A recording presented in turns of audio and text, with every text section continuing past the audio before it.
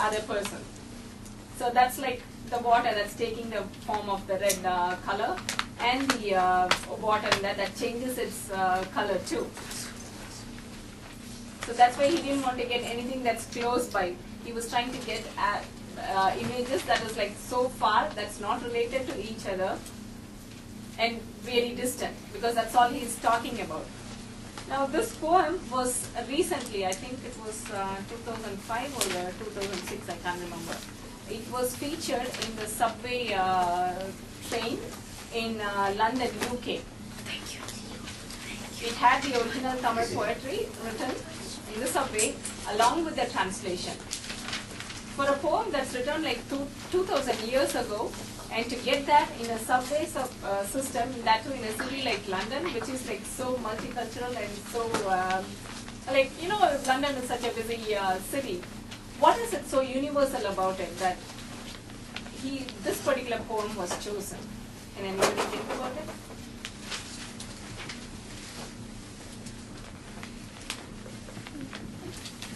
Okay, let's get it. Sri Lanka? Japan? No. Why was this poem chosen, I'm asking? Yeah. Because in the subway, it's pretty easy to meet a new person. That's a very good connection. That's a very good connection. Because people don't have any cards like unity, that's why they mention we have to like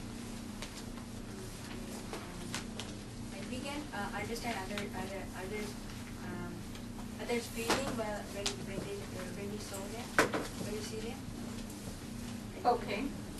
When you go in the subway, you're gonna be in the same subway as many different people that you mentioned. That London is a very multicultural place. Yeah. So you have people from different groups, different cultures in the same subway, and basically this is just to, I guess, emphasize that fact and perhaps even bring people closer together. Yeah. Because the theme of the poem is that affection that one person has towards another person, who may not be related, who may not be like speaking the same language, who may not even be like friends before. It talks about the common human feeling that we have towards another person. Then really when we have, it could be like the same wavelength, it could be the same taste, it could be anything. So that's like if you can come from any culture, any language, any race, that's basic that all human beings would have at some point feel something like this. And it's not something new, it's been there for like so many years, and this poem like brings out everything. It brings out the whole human feelings, and it put it in such a modest way and with such powerful image that's why this poem was chosen at the to be featured in the London subway. And everybody could relate to this poem. Like at some point we definitely have met, I know I have met people like that, whom I felt very close, and the person I know I didn't even meet that person again while I'm traveling. I don't even meet that person again. But you have that connecting feeling, you have that closeness that for a minute you feel that even though they are not related, even though you have never seen them before and you may not even see them again, that moment you feel that close connection. It could be the subject you talk to them, could be anything.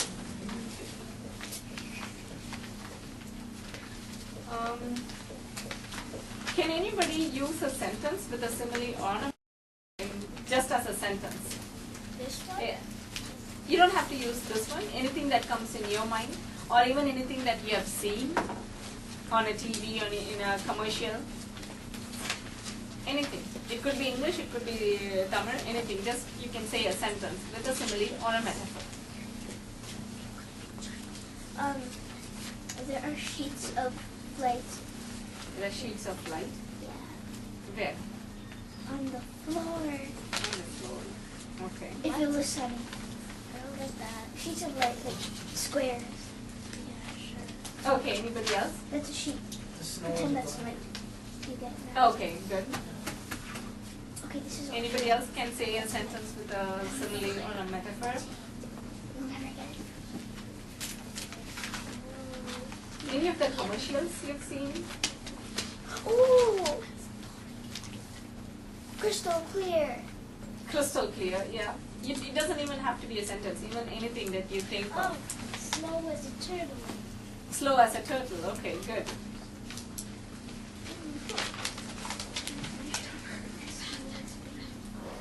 You come across the word I'm an early bird. What is that? Waking up early. Waking up early. And saying it metaphorically, like saying I'm an early bird, everybody understands that you're a person who wakes up early. Something very common, you would be using it every day. As busy as a bee. As busy as a bee. As busy as a bee, good. Why do we use these similes and metaphors when does it only, is it only used in poetry? Is it used elsewhere? Can anybody tell me? Why do we use similes? To express something that we can't explain in usual words. You can express in usual words too, but then when you use these similes and metaphors, it makes it more interesting and it makes it more challenging because it compares two things which have the same quality. Catches the reader's Yeah, it catches the person's attention, whoever is reading it or seeing it. Comparing something to another. But why are we comparing something to another? To catch the person's attention, because right away then you start thinking. Instead of saying it's snowing, when you say it's snowing like this, then there is an imagination that's invoked there. So then it helps you to imagine how it would look like. Then it makes you think more. So now we spoke about the similes and metaphors. Having said that, it creates an imagination and it creates that interest in somebody, in the person who's seeing it or reading it. What is the most place that these metaphors or similes will be used other than poetry to catch somebody's attention? No, in what areas they are used?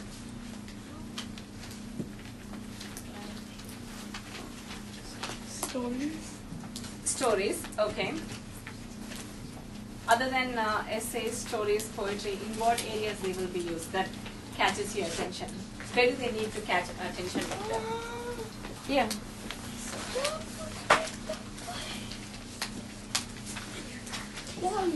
Oh, I know one. Yeah. Speeches. Speeches, okay. What else? Ads, yes, commercials. Commercials is a very, it's a very common place you would see. Even your children's, yeah. Sentences. Sentences, yeah, they are used in sentences. In all the TV commercials, you will see like so many, so next time when you watch TV, watch for those. That it will say, life is a journey, travel it well. That's United Airlines commercial. Oh yeah. Right? And then there is life is a journey, enjoy the ride with GM Rewards card. GM Motors. Right? Life is a journey, travel light, Hugo Boss. Hugo Boss. Okay, next time, okay, this is a small assignment I'm giving you. Next week, when we come for the class, you can watch any commercial, anything that you think is a simile or a metaphor, you have to come and tell me. Tell the class. What happens if you don't find it? You will find something, for sure you will find. Whoever finds anything can come and tell the class. What happens if you don't have time? Don't tell me you don't have time to watch TV. I don't believe that. I don't believe that. Okay. Can we use the express bullet or bullet express? Okay. So they say it's as fine as dust. Yeah. So it makes your talking more interesting. Otherwise, it's like so plain. This is this, this is this. When you keep saying that, it becomes so plain. It makes things. Can it be any language? It can be any language. It can be any language. Chinese. Yeah, as long as you understand and you can explain to them what it is. So, will everybody think about it? Sure, whatever, as long as it gets me on TV. Yeah. No, taste the back. That's right.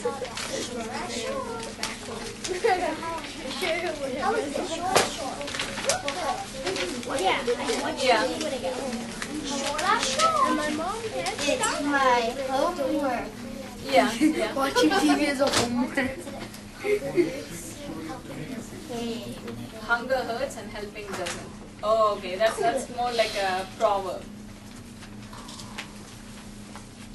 So in order, like this poem, coming back to this poem, he used this metaphor or a simile to make a very strong statement about what he wanted to convey in this poem. The ending line gives makes it very strong. Now, no matter what he says in the beginning, it's that red earth and pouring rain that stands out throughout the poem. Like right away, everybody remembers that poem because of that metaphor that he has used there. And because it was such a striking image that he created, he was even called Sembula Payal Neera, which means Sembulam is red earth, red soil. Payal is rain. Neera is neer means water. So it's like red earth and pouring rain. It became a name, an epithet for him. That was his name. That's why he is even called Sembula Payal Neera, the person who was known for that metaphor. Back then, poets were known for their metaphors and their similes. They had names because of that. That make them, so whoever is using those metaphors, they are like intellectually, they are telling you something in a brief way. Instead of explaining in so many words, it makes it very brief. So the more brief it is, the more effective it becomes because of the image it creates. And then to understand that, we have to like unlayer it. We have to see why he's used that image. What is the reason he said that? Why couldn't he say anything else?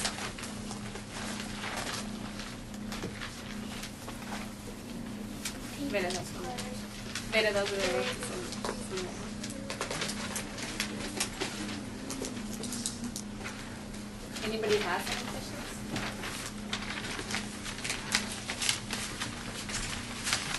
Wait, I forgot. Is there an assignment to watch TV? Oh, is there an assignment to watch TV? I think you don't need assignments to watch TV. Oh, I have an excuse to watch TV today. Oh, yeah. Or play Wii. So you can right away and write your name and give it back to us. Make sure that they are given. Yeah, yeah. You have to write the name on top of the. Please write all your name on the top, okay? I think probably next time you need. We're going to be talking about Avis Phoenix. Avis Phoenix is basically an organization which provides shelters for the homeless youth. And basically, they've entered funding. They've entered a contest for a funding of $125,000. So it's basically like a contest, right, where they can win this that amount of money. So for those of you who have emails,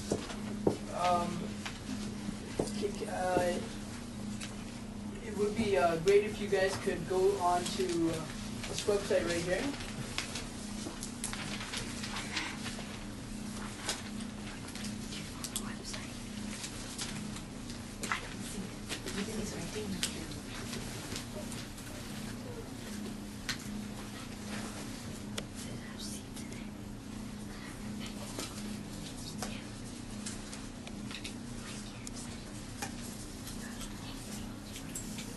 So it's avivacommunityfund.org, and if you guys could register by giving them your email and username and password, they'll Don't give away your email password. You have to create a separate password always.